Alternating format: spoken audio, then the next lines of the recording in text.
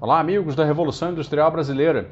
Dia 10 de fevereiro e eu, Fausto Oliveira, trago mais uma vez para vocês o Desenve Notícias, que é o serviço diário da Revolução Industrial Brasileira para fazer comentários críticos a respeito de conteúdos publicados pela imprensa brasileira nas suas editorias de economia. Então, o Desenve Notícias de hoje, depois daquela tremenda, fantástica entrevista que eu conduzi ontem com o Elias Jabbour, está no canal, recomendo você a ver se ainda não viu, vai aprender bastante sobre projetamento econômico, sobre possibilidades de desenvolvimento e sobre todo um marco conceitual diferente daquele que nós estamos acostumados, ou aprisionados, por que não dizer, na discussão brasileira sobre economia. Eu vou voltar aqui para o Reme das notícias diárias com uma notícia que vai estar aqui publicada no comentário fixado, que mostra muito da imoralidade a qual nós fomos relegados, né? O debate econômico brasileiro hoje está jogado, atirado na lama, na imoralidade absoluta. Me refiro a isso porque, enquanto eu e o Elias falávamos ontem da saída digna que o projetamento pode representar para economias de larga escala como a China, no caso discutido, assim como no Brasil tem potencial de representar também, a realidade dura é o seguinte, meus amigos, uma notícia como essa do Jornal Extra, que é um jornal popular do Rio de Janeiro, dizendo o seguinte: sem auxílio emergencial, empreendedorismo pode ser a saída para garantir sustento da família. Ora, vocês vão poder ler, o paywall dessa notícia é aberto, qualquer um pode abrir o link e ler. Eles basicamente estão voltando a carga, recomendando às pessoas que são despossuídas, que não têm nada, que têm rendas mensais ridiculamente pequenas, formações educacionais praticamente iguais a zero, possibilidades de qualificação oferecidas hoje pelo Brasil nenhuma. E empregabilidade, portanto, reduzida a quase nada devido ao fato de que o Brasil tem uma desindustrialização muito poderosa, um setor de serviços que, correspondente a essa desindustrialização, se desqualifica conforme os anos vão passando, e, portanto, uma renda per capita que só cai, e uma população aumentando. Então, diante desse quadro, que é um quadro de miséria, de empobrecimento, o Jornal Extra me sai mais uma vez, conforme toda a mídia econômica vem sugerindo há anos, que as pessoas empreendam, que esses despossuídos, desvalidos, incapacitados para trabalhos de alta qualificação, de altos rendimentos, empreendam. E aí, claro, né, o que eles chamam de empreendimento aparece aí no texto, né?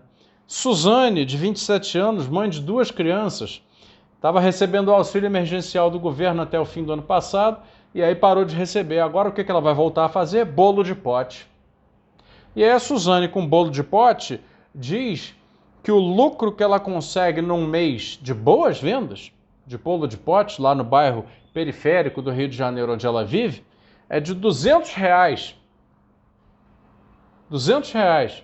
Esse é o lucro que ela obtém num mês de boa venda de bolo de pote. Logicamente, isso não é suficiente para nada. Isso é uma renda absolutamente, insanamente ruim, baixíssima, que, claro, coloca ela na marginalidade mais marginal, na pobreza mais absoluta. É uma pessoa completamente à margem do sistema econômico. Mas ela é tratada, por essa reportagem, que vocês vão poder ler aqui embaixo, como uma empreendedora. Da mesma maneira, apresentam-se outros casos e apresentam-se principalmente aconselhamentos para que as pessoas que estão na situação da Suzane, mãe de 2 crianças, que quando vende bem o seu bolo de pote lucra 200 miseráveis reais, para que outras pessoas na mesma condição façam o mesmo. Como se esse caminho significasse alguma coisa para essas pessoas. E aí eles têm o desplante de oferecer aconselhamentos, né? Pessoas que naturalmente são bem remuneradas, são pessoas formadas em administração, formadas em marketing, trabalham no Sebrae, trabalham no Sesc, trabalham nesses serviços que têm aí a função de capacitar o empreendedor nacional para a vida de empresário, aparecem dizendo, têm a coragem de dizer que a Suzane, mãe de 2 crianças, que quando lucra R$200, deveria fazer planos de negócio, deveria fazer inovações dentro do seu negócio, que quando ela conseguir achar o canal de vendas pelo Instagram, quando ela conseguir se comunicar com seus clientes e potencial, quando ela conseguir estudar o mercado, aquela mulher, mãe de 2 crianças, subempregada em fazer bolo de potes, completamente largada à própria sorte, lucrando R$ 200 quando lucra, conseguirá ser uma empreendedora de sucesso. A retórica colocada é tão hipócrita, tão malditamente mentirosa, que eles chegam ao ponto de dizer, empreendimento tem risco, mas dependendo da determinação, dependendo das pesquisas de mercado, o sucesso é alcançável. O sucesso para essa pessoa é medido em R$ 200. Mesmo assim, a retórica permanece. Ou seja, tá aí a matéria, eu não vou mais entrar no detalhamento da coisa, a imoralidade está estabelecida. Tá? Essas pessoas são aquilo que, em toda a história da economia, sempre foi considerado, chamado, classificado, com todas as letras, com todos os S's e R's, de trabalhadores. Eles são a working class, eles são a classe trabalhadora. Eles são a mão de obra da economia.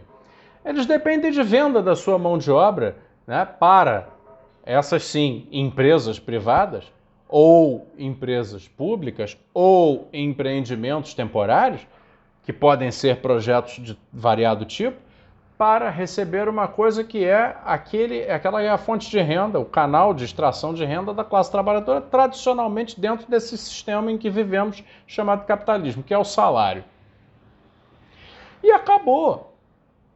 O Brasil, que há 40 anos não consegue fazer crescer a massa salarial, não consegue fazer crescer a base de empregos, não consegue oferecer bons empregos para o seu povo trabalhador, que são essas pessoas, é que se entregou a uma rotina de entendimento, a uma maneira de perceber as coisas completamente falsificada, que chama a subocupação, o subemprego, as ocupações de péssima ou nenhuma produtividade e, portanto, de baixíssima remuneração, como essas, fabricar bolo de pote para vender informalmente na sua vizinhança, chamar isso de empreendedor.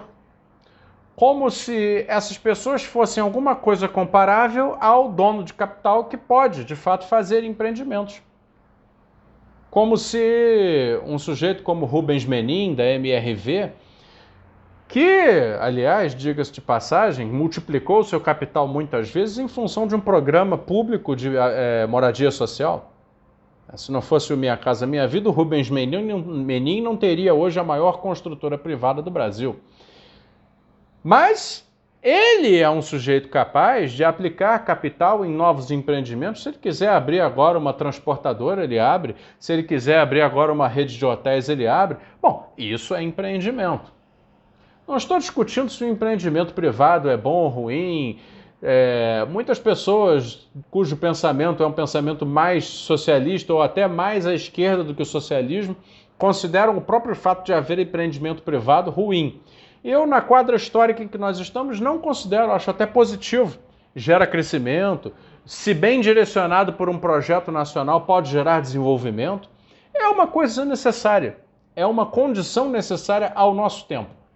Agora, você querer dizer que pessoas desvalidas, despossuídas, que não têm nada a oferecer para se integrar no sistema, a não ser a sua força de trabalho, que a transformação dessas pessoas em empreendedores despossuídos de capital, porque sequer acesso a crédito essas pessoas têm, aí realmente nós entramos num terreno da alta esquizofrenia social, que é onde nós estamos, tentando criar uma mentira, estabelecer, contar 1000 vezes uma mentira até que ela vire verdade, de que nós não estamos num processo acelerado de empobrecimento coletivo.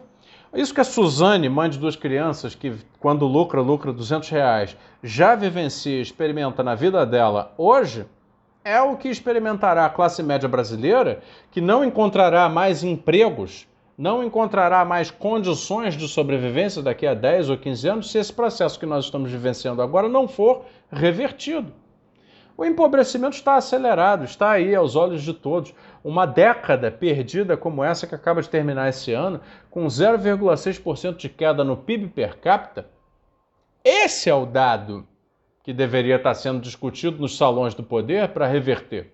Isso só se reverte com investimento público de alta escala, investimento privado de alta escala, empreendimentos não de bolo de pote, mas empreendimentos sérios, grandes, em empresas produtivas e não no rentismo.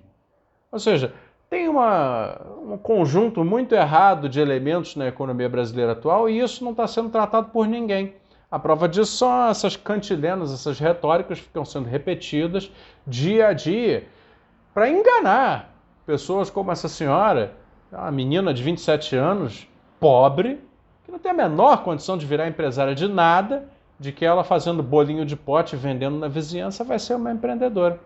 Está aí a miséria mental que acompanha a miséria econômica, que, por sua vez, são ambos produtos de uma miséria projetada pelos grandes operadores do poder econômico no Brasil e que nós estamos metidos. Então, criticar isso eu creio que seja um dever. Acho que apontar o elemento de retórica e o elemento de ideologia que existe propagada através dos meios de comunicação, acredito que seja um dever adicional, é o que eu tento cumprir. E por isso eu convido você, mais uma vez, a se inscrever aqui no canal, dar o like nesse vídeo para que essas denúncias em relação às mentiras deslavadas que se contam a respeito da economia brasileira possam ser desfeitas. Quem sabe no longo prazo a gente consiga fazer uma maioria das pessoas acordarem. Esse foi o Desenho de Notícias de hoje, pessoal. Obrigado. Até amanhã.